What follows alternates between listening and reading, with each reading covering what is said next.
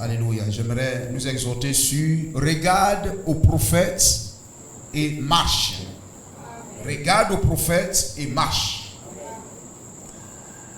Exode chapitre 17.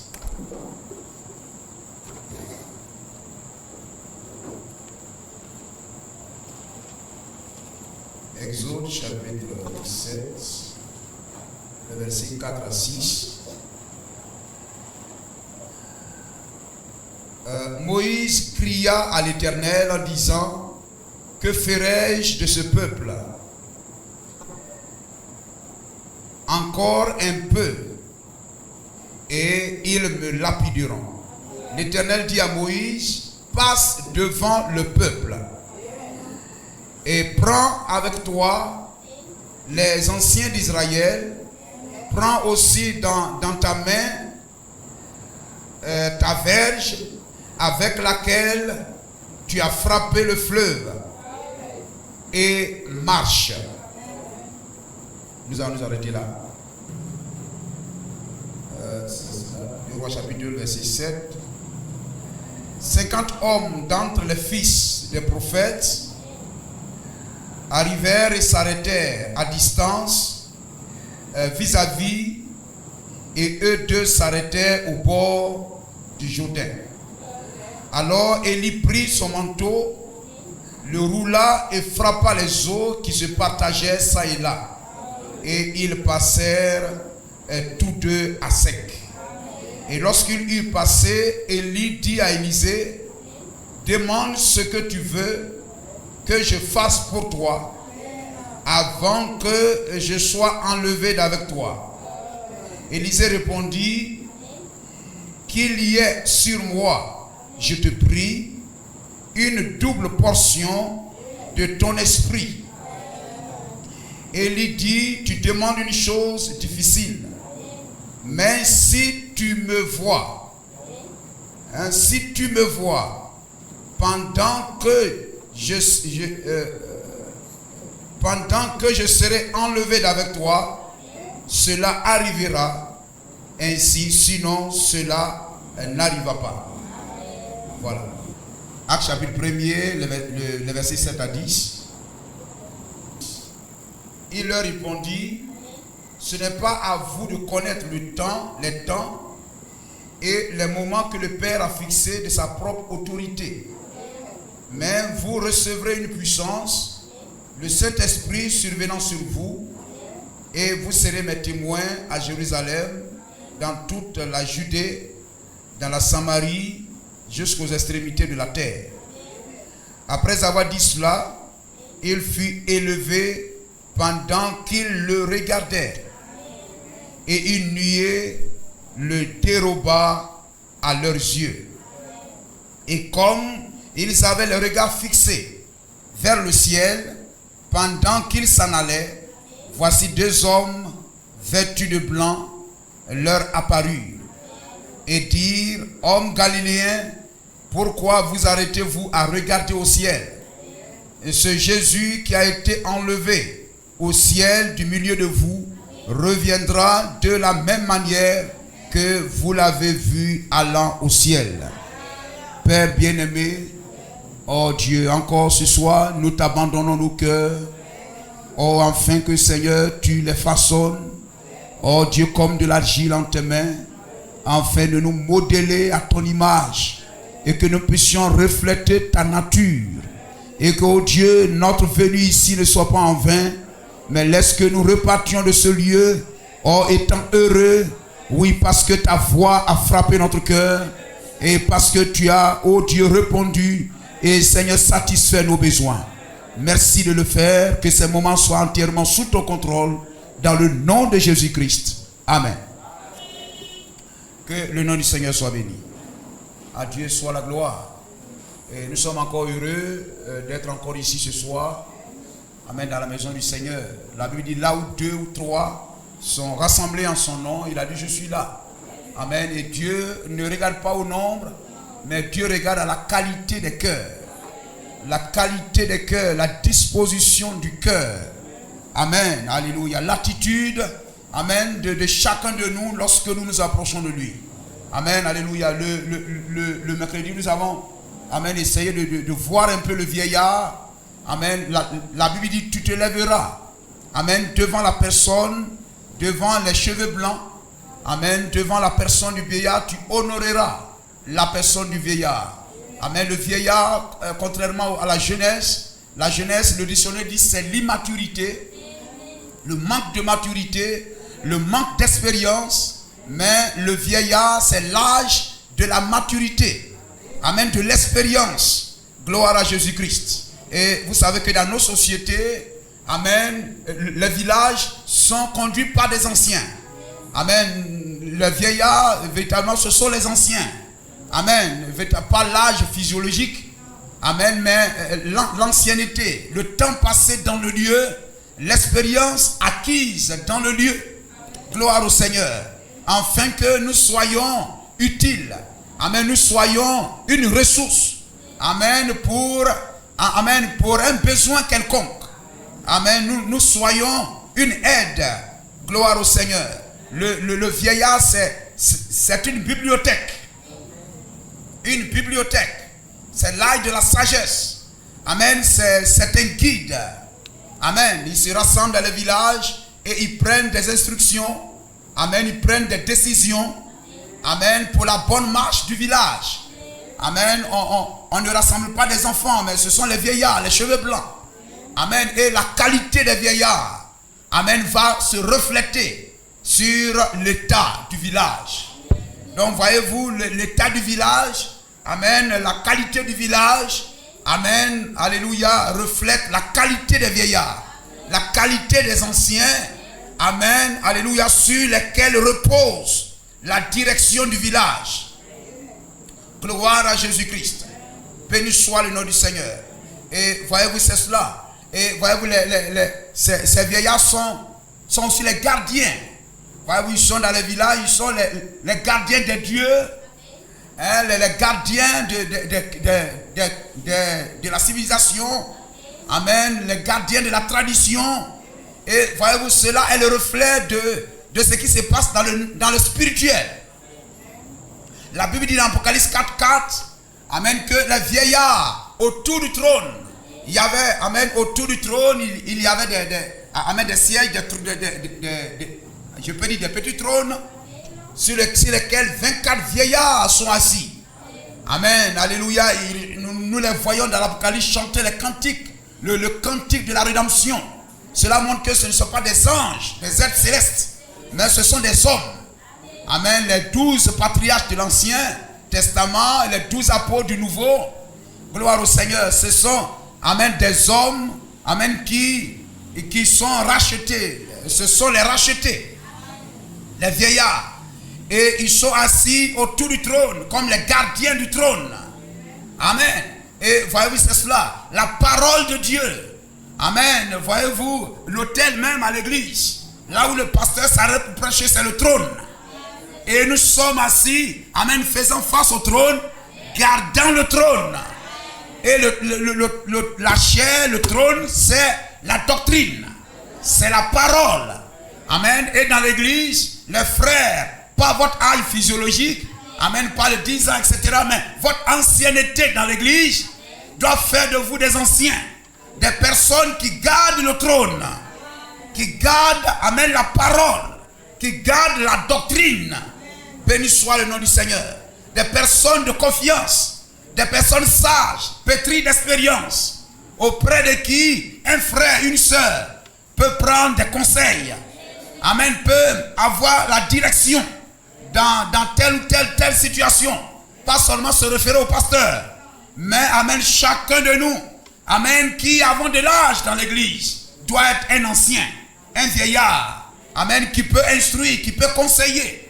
Béni soit le nom du Seigneur. Afin de pouvoir aider mon frère, aider ma soeur. Gloire à Jésus-Christ. N'est-il pas merveilleux? Que le nom du Seigneur soit béni. Et c'est cela. Et voyez-vous, cela doit donner à l'église de grandir. Amen. De gagner en expérience, en maturité. Amen. Et face à chaque situation. Amen. Alléluia. Et l'église, amen. Chaque frère est comme une colonne en appui. Amen, pour aborder aborder chaque situation. Gloire à Jésus-Christ. Voyez-vous, le prophète, il est l'interprète divin de la parole écrite. Pour que dans un âge, dans une génération, les gens aient une meilleure lecture de la Bible, ils doivent se ranger derrière le prophète. Dieu ne ment pas dans ce qu'il fait. Et nous n'avons pas à nous soucier. Ce que nous avons besoin de savoir, c'est que dans l'âge, qui Dieu a confirmé. Amen. Qui est le représentant de Dieu parmi nous. Parce que voyez-vous, la volonté première de Dieu, c'était que Dieu conduise son peuple par un prophète. Dieu règne sur son peuple par un prophète. Béni soit le nom du Seigneur. Voyez-vous, l'Église doit regarder au prophète. Amen. C'est lui qui a la meilleure lecture de la Bible. La Bible dit que l'écriture ne soit pas l'objet d'une interprétation particulière. C'est-à-dire chacun n'est pas libre. Chez nous, la Bible là, ici là, c'est comme ça. Chez nous, la Bible là, c'est comme ça. Dans notre église là, ici là, c'est comme ça. Dieu dit, ça ne doit pas être comme ça. Gloire à Jésus-Christ. L'écriture ne doit pas être l'objet d'une interprétation particulière.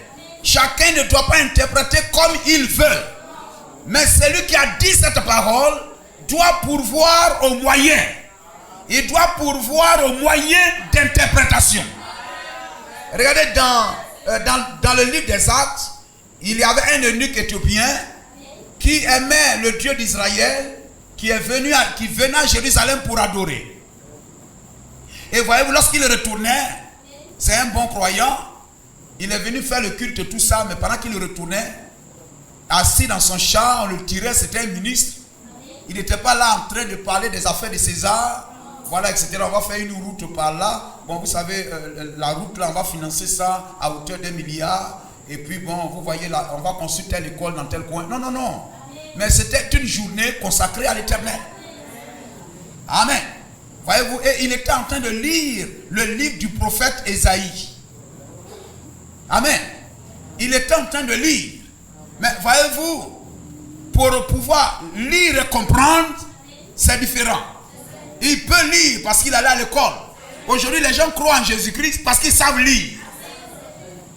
Quand il dit, nous croyons en Jésus-Christ, en tout cas nous croyons en la Bible, nous croyons en Jésus-Christ, c'est parce qu'ils savent lire.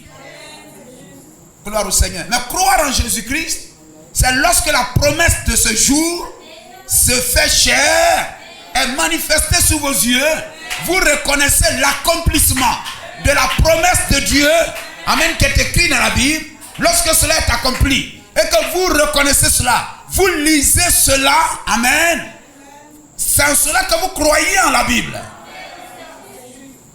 Vous comprenez cela? Amen. Et il était en train de lire Ésaïe. Gloire au Seigneur. Mais il ne comprenait pas. Et voyez-vous, Philippe, Dieu a déplacé un ange, déplacé Philippe. Voyez-vous, c'était extraordinaire. Voyez-vous, c'est comme si Philippe était ici, l'eunuque était comme à Zopé, à Abidjan.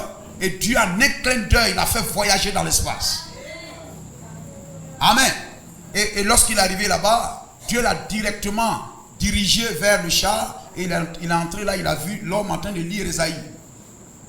Amen. Il lui a demandé, mais comprends tout ce que tu lis. Il dit, mais comment comprendrai-je si personne ne me guide, ne m'aide, amen, ne me fasse comprendre cela.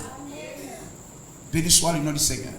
Amen. Et dans chaque âge, Dieu a pourvu à cela. Nous pouvons avoir la Bible dans nos mains. Mais la compréhension de la Bible, parce que Dieu est un, et que en écrivant cette Bible, il n'y a qu'une seule Bible, donc il doit y avoir une seule compréhension. Et cette compréhension doit être la compréhension de l'auteur, de celui qui a écrit la Bible. Amen. La Bible ne doit pas avoir plusieurs interprétations, plusieurs compréhensions.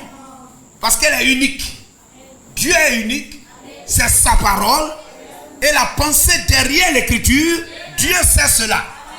Et il ne fait rien sans cacher le secret, le mystère à ses serviteurs, les prophètes. Amen. Gloire à Jésus-Christ. Et le prophète manifeste la pensée de Dieu Amen, qui est caché derrière le verset. Gloire au Seigneur. C'est ça la révélation. La révélation, c'est la capacité que Dieu donne à une personne de comprendre la pensée de Dieu qui est cachée derrière la parole. Amen, que tout le monde ne comprend pas. Amen. Et voyez-vous, le prophète, il vient pour être l'interprète. Pas un interprète, mais l'interprète de l'écriture, de la parole écrite. Afin que chacun ne croit pas ce qu'il veut, mais que tous aient la compréhension, amen, de Dieu, comme Dieu le veut. Béni soit le nom du Seigneur. Et voyez-vous, la Bible n'est pas un document qui est quitté au ciel là-bas, tombé. On dit qu'est-ce que c'est? C'est un livre. Et puis on prend, on regarde, on dit mais c'est un livre, on parle de je ne sais pas quoi dedans et tout ça. Non. Vous comprenez cela? Béni soit le nom du Seigneur. La Bible, c'est l'assemblage, le regroupement, voyez-vous, mise en commun, le rassemblement, la compilation des événements, des faits, des œuvres de Dieu. Ce que Dieu a fait, il fait et il fera. Amen. Durant tout l'âge de la rédemption. Durant tout le plan de la rédemption. Parce que vous savez, le grand sujet de la Bible, c'est la rédemption.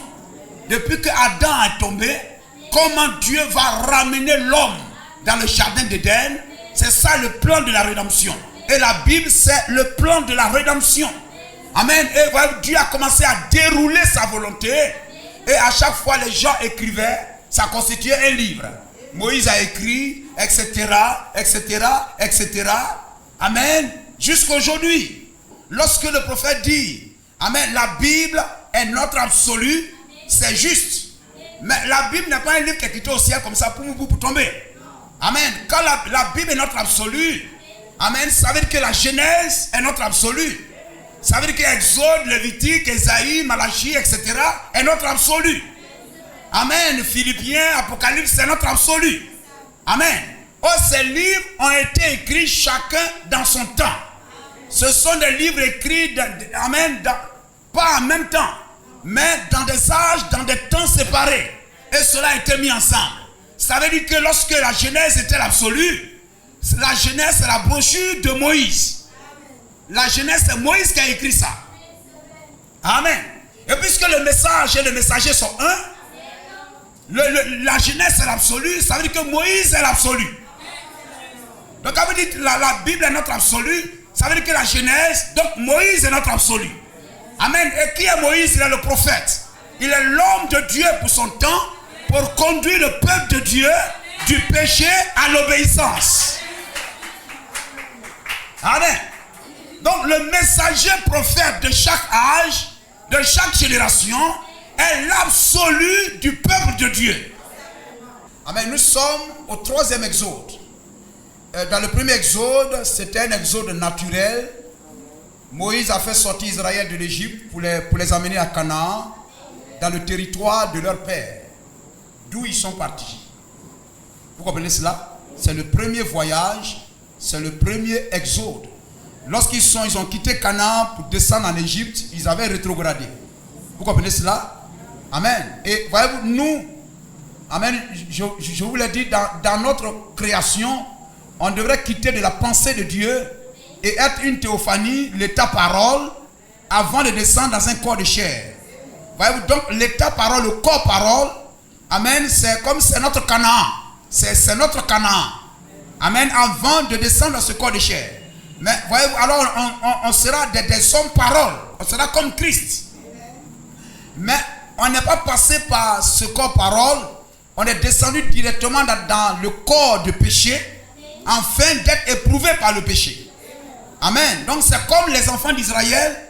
Il y en a qui ont connu Canaan et qui sont descendus en Égypte. Mais il y en a qui sont nés directement en Égypte, qui ne connaissent même pas Canaan. Vous comprenez cela?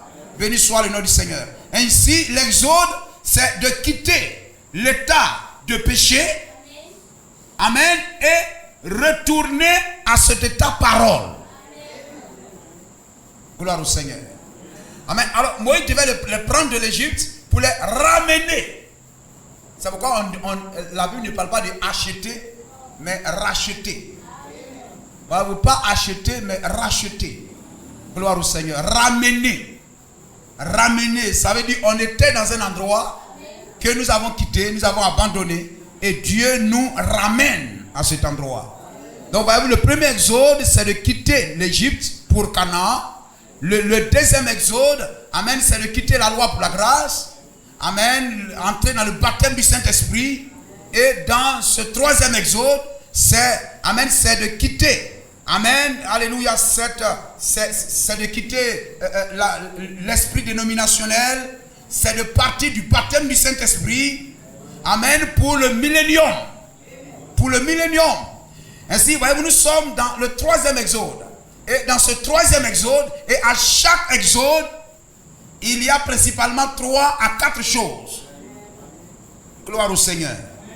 Dans un exode, il y a la présence de la colonne de feu. Il y a la présence de la colonne de feu. Il y a la présence du messager. Il y a la présence du message. Amen. Et il y a, amen, Josué ou Aaron.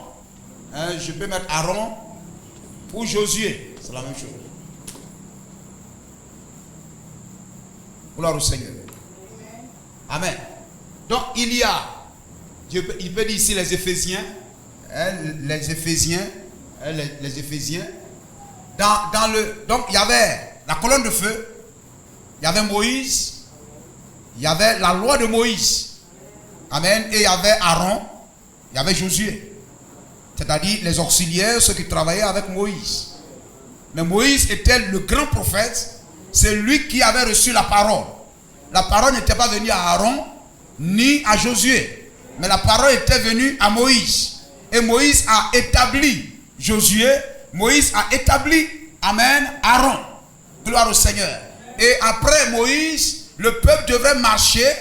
Aaron et Josué devraient conduire le peuple. Bon, Aaron est mort après. Aaron est mort avant même que Moïse chose. Ainsi, Josué devrait conduire. William Branham dit le livre des Éphésiens est comparable au livre de Josué. Ainsi, Josué devrait conduire le peuple après Moïse dans l'esprit et la parole de Moïse. Pas dans un nouveau message. Donc, il y a la colonne de feu, Dieu lui-même, la présence de Dieu. Il y a le messager Moïse. Il y a le message de Moïse. Et il y a Josué. Gloire au Seigneur, qui reçoit l'héritage, amen, laissé par Moïse. Et lorsque Jésus-Christ vient, il y a aussi la colonne de feu, n'est-ce pas? Amen, la colonne de feu qui est descendue au Jourdain, amen, a rencontré Jésus-Christ, et Jésus a sorti un message, et il y a eu les apôtres qui ont marché avec lui. Vous comprenez cela? Amen. Et à ce troisième exode, il y a la colonne de feu, amen, voici la colonne de feu.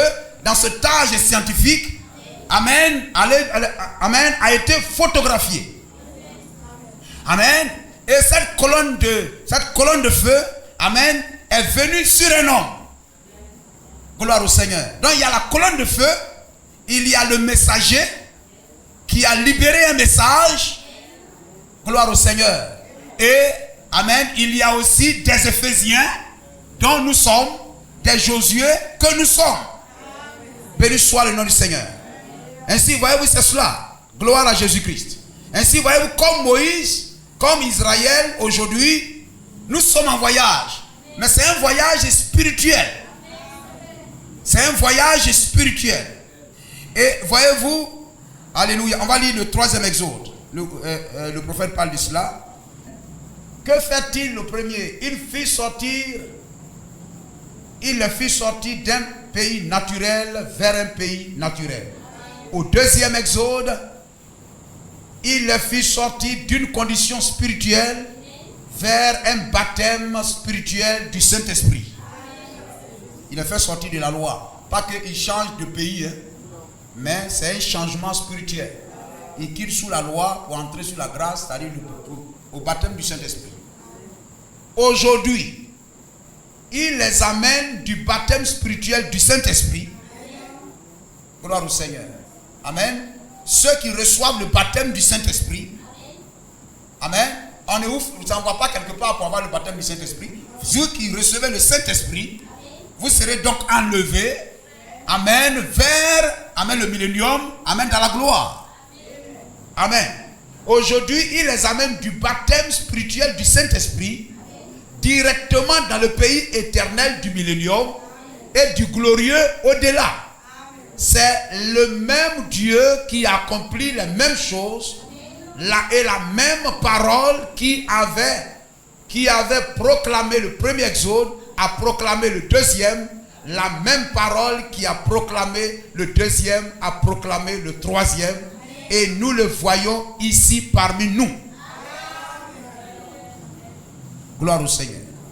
Donc nous sommes dans ce voyage du baptême du Saint-Esprit.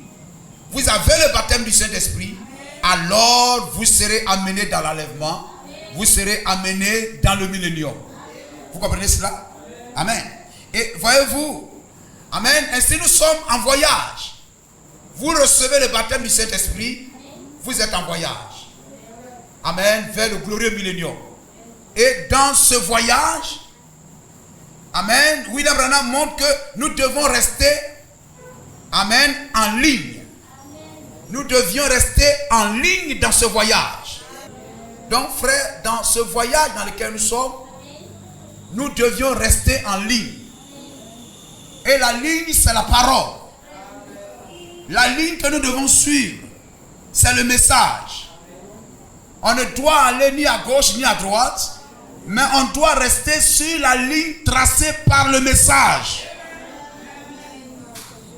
Gloire à Jésus-Christ. Et voyez-vous, c'est cela. Et William Branham montre que pour rester sur cette ligne, il faut regarder au prophète. Nous sommes en voyage. Et amen, dans ce voyage, il faut rester sur la ligne. Et pour rester sur la ligne, il faut regarder au prophète. Béni soit le nom de Jésus-Christ. Amen.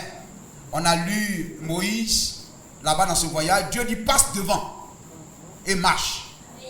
Donc dans ce voyage, la colonne de feu était devant Moïse.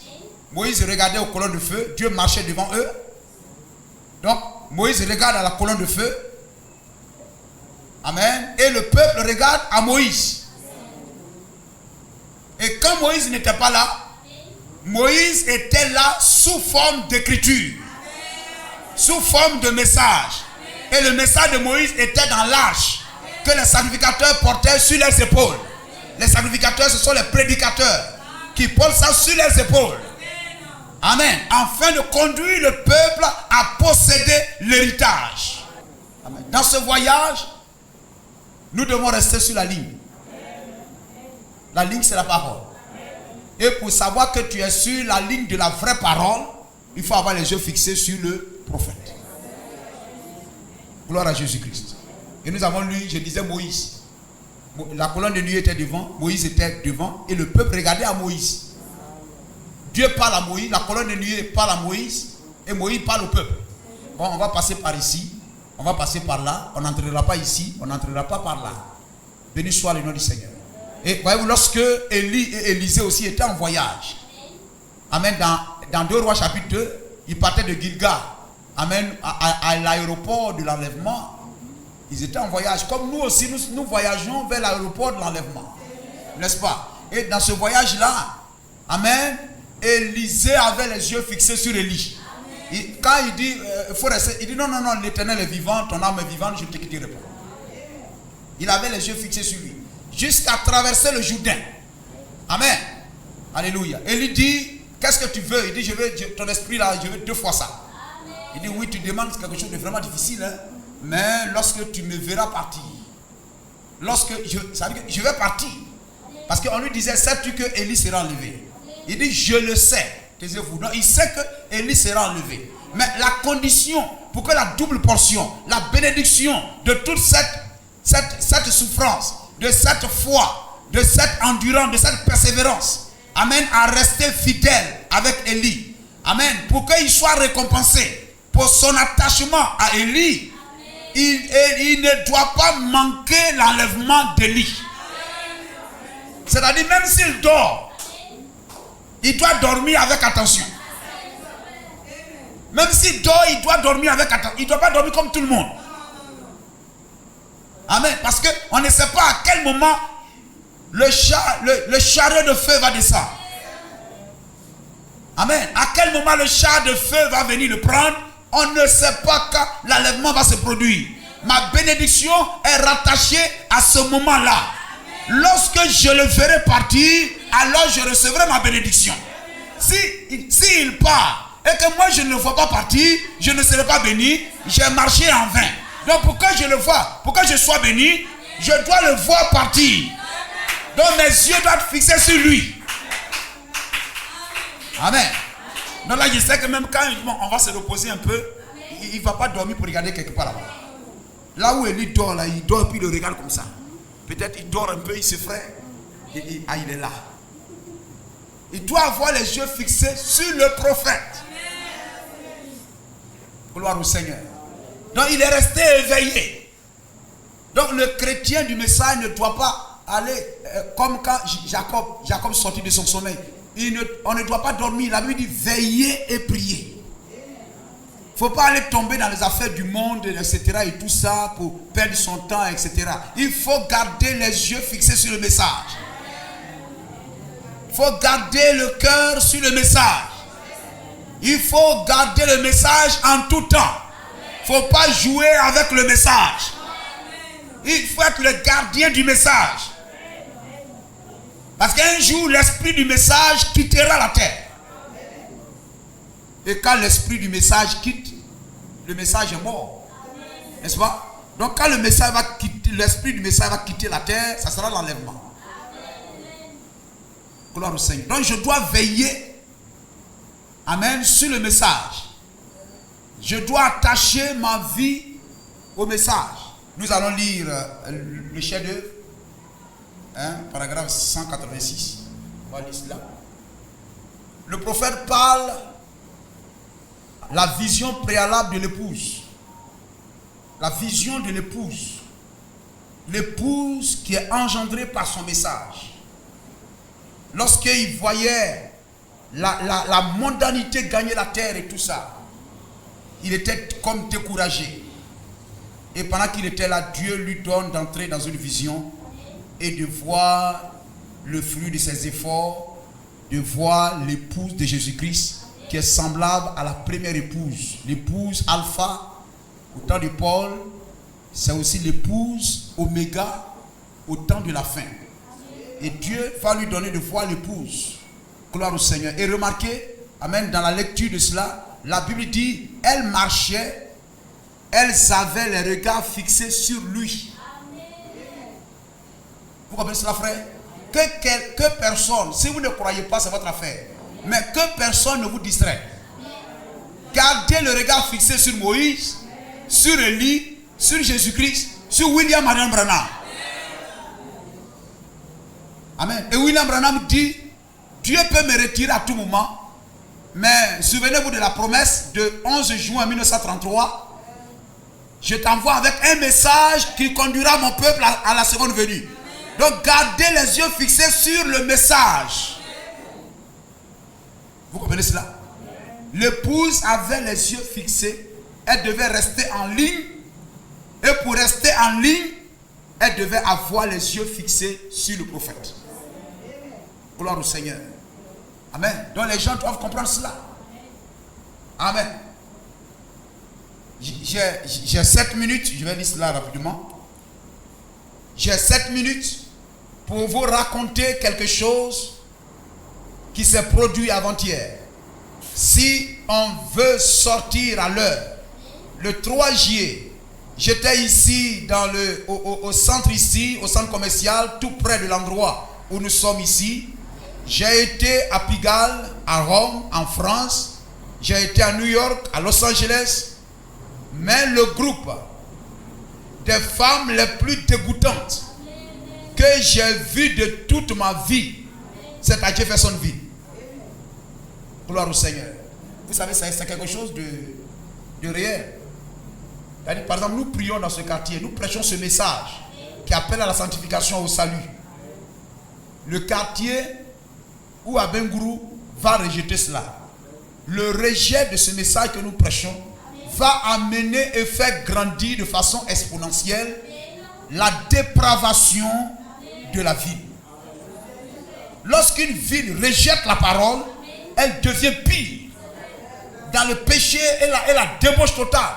Lorsqu'une église rejette la vraie parole, les filles dans l'église marchent dans le désordre.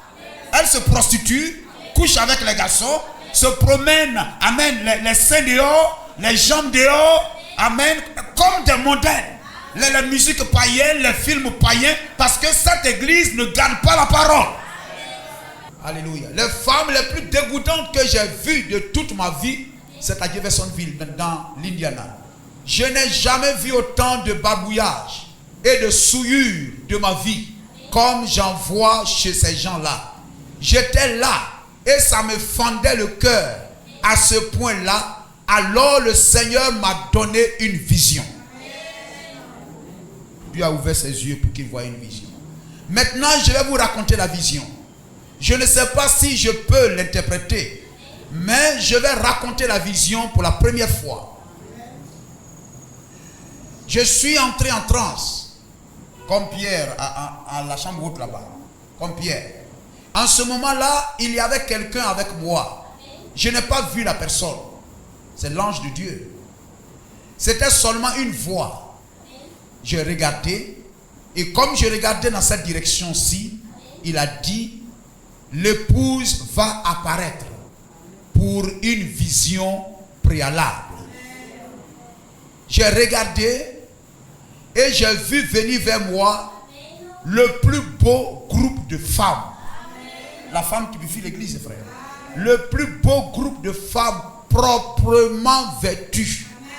Les plus jolies que j'eusse jamais vues de ma vie. Amen. Cela ne parle pas de notre beauté physique, mais cela parle de notre beauté spirituelle. Lorsque un homme, une femme obéit à la parole de Dieu, vit la parole de Dieu, Dieu voit cette personne comme une jolie fille. Vous comprenez ça? Mais chacune d'elles avait un habillement différent. Semble-t-il, elle avait toutes les cheveux longs. Nous disons Amen. Donc cheveux courts, on ne va pas là-bas.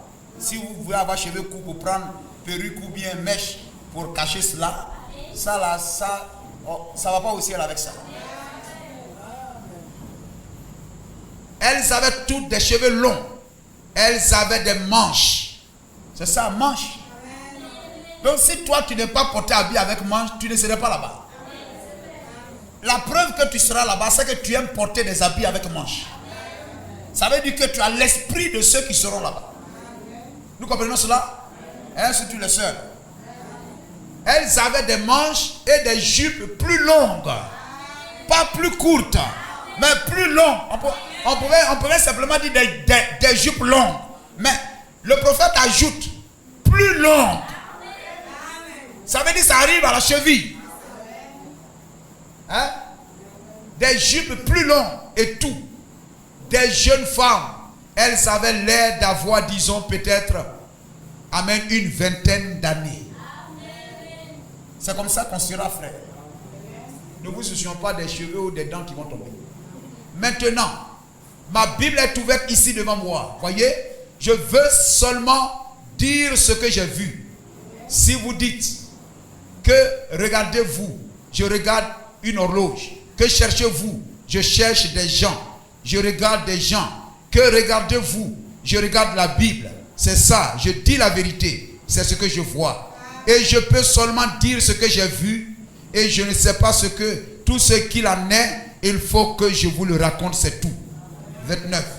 Mais en ce moment-là, cette épouse, elle avait les yeux fixés sur, je peux compléter sur moi. On va dire ça par la suite. Elle avait les yeux fixés sur celui qui me parlait et moi. Nous étions là ensemble. Les yeux, c'était les personnes les plus propres, les plus charmantes à voir que j'ai jamais vues de ma vie. Elle devait y en avoir une douzaine. Et il devait y en avoir une douzaine ou plus peut-être. Juste, je ne sais pas combien il y en avait de front. Mais il y en avait un groupe, simplement. Et elle a défilé doucement sur un air. Sur un air musical. Et elle levait les yeux. Elle regardait en défilant. Oh, elle était ravissante. Je l'ai regardée. C'était l'épouse de Jésus-Christ. Alors elle défilait et il a dit, maintenant, nous allons passer en revue. Il a dit, ça, c'est l'épouse. Maintenant, nous allons passer les églises en revue. Et elles sont arrivées. Je les ai vues approcher. Et quand elles sont arrivées, chacune d'elles semblait être pire que la précédente. C'est-à-dire, l'épouse est passée. Maintenant, Dieu va lui donner de voir le visage le visage des églises dénominationnelles, des églises qui ne gardent pas la parole. Je les ai vues approcher. Et quand elles sont arrivées, chacune d'elles, semblait-il, était pire que la précédente.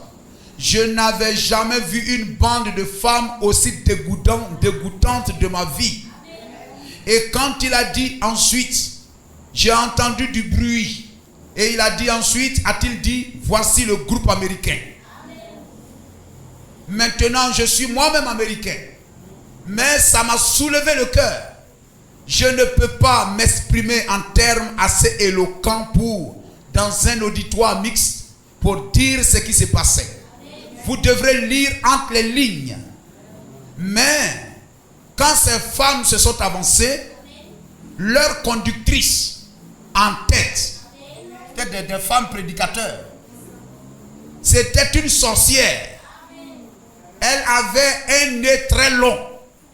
C'est-à-dire, c'est une église démoniaque. Elle avait un nez très long et une très longue bouche. Et elle était toute vêtue d'une espèce de vêtement qui couvrait la partie du bas ici. Vous comprenez cela?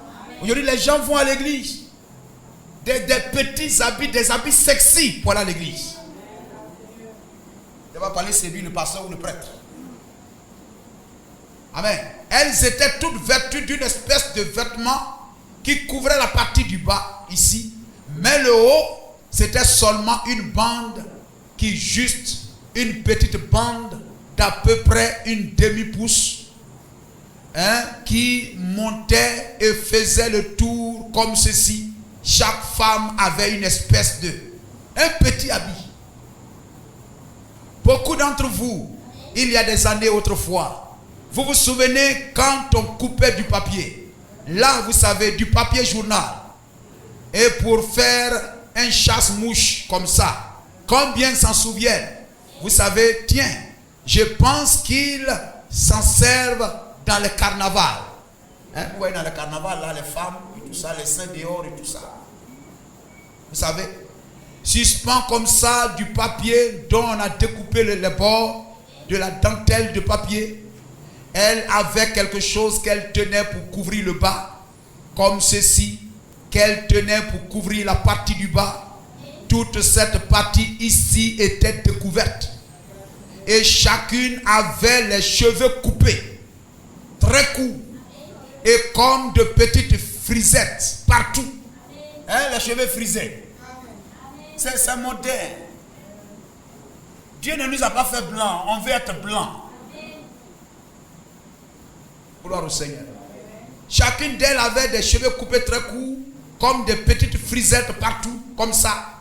Les cheveux coupés vraiment très courts et toutes maquillées. Elles ne ressemblaient à rien moins que des prostituées.